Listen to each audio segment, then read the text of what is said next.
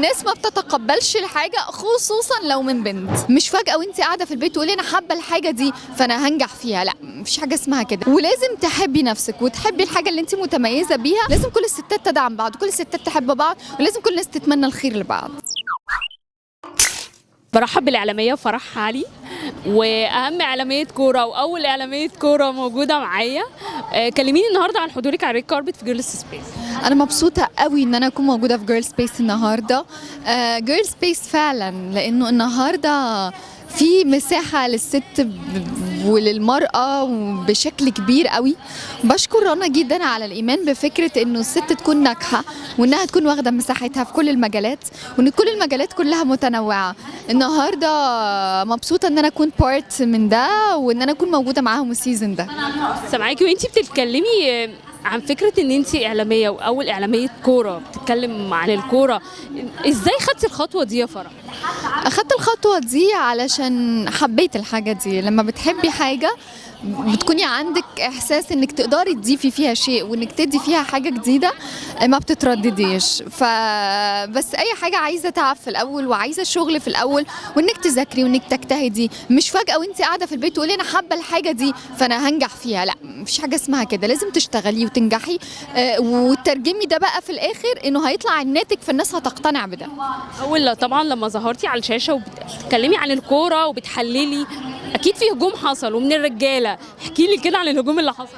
بصي، صعب ان الناس كلها تتفق على حد، وصعب انك ترضي الاراء بتاعت كل الناس، لكن طالما انت بتقدمي شيء انت مقتنعه بيه وعارفه انك ما بتخرجيش عن النص، وانك في الاخر الوقت بيفوت وبيعدي والناس تيجي تقولك انت كنتي صح حتى لو بعد سنه او سنتين، او ان انت بتنفردي بانك تتكلمي في قضيه معينه او موضوع الناس مش متقبلاه في الحاجه دي وبتبقي مقتنعه بوجهه نظرك، بتكتشفي لا، ان في الاخر لا يصح الا الصحيح، وانك كنت مقتنعه بالحاجه دي، بس لمجرد انك انت اتكلمتي فيها مش على هوا كل واحد بقى، لان مفيش حد هيبقى كل الناس مقتنعه بيه، ولا هتلاقي نفس القضيه الكل قابل انك تتكلمي فيها. هل في توقع انت توقعتيه وانت بتحللي ماتش اتكلمتي فيه وحصل يعني في الماتش ده هجوم عليكي جامد؟ فاكره انت الموضوع ده؟ احكي لي موقف كده.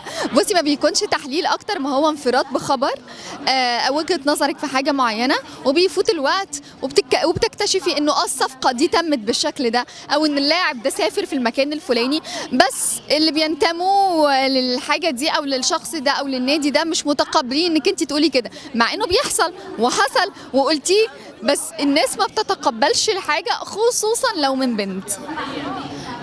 فرح، في كتير بنات دلوقتي او اعلاميات بيتكلموا عن الكوره، شايفه مين منافس لفرح علي؟ ما فيش حد شبه التاني، ما فيش اي بنت في اي مجال، مش في الكوره بس، شبه التانيه، ولا اي ست في الدنيا شبه التانيه. فربنا سبحانه وتعالى مدي كل حد حاجه بيتميز بيها، ولازم تحبي نفسك وتحبي الحاجه اللي انت متميزه بيها وما تشغليش بالك. بالعكس، لازم كل الستات تدعم بعض وكل الستات تحب بعض، ولازم كل الناس تتمنى الخير لبعض. بما انك في مجال ذكوري اكتر، دي الحقيقه، شايفه مين الاهم كمحلل كوره وكمذيع كوره من وجهه نظر فرح؟ محلل كورة ناس كتيرة بصراحة، بحب اسمع آراء تحليلية كتير قوي. مين اللي بعد كل ماتش لا لازم افتح واتفرج على ده؟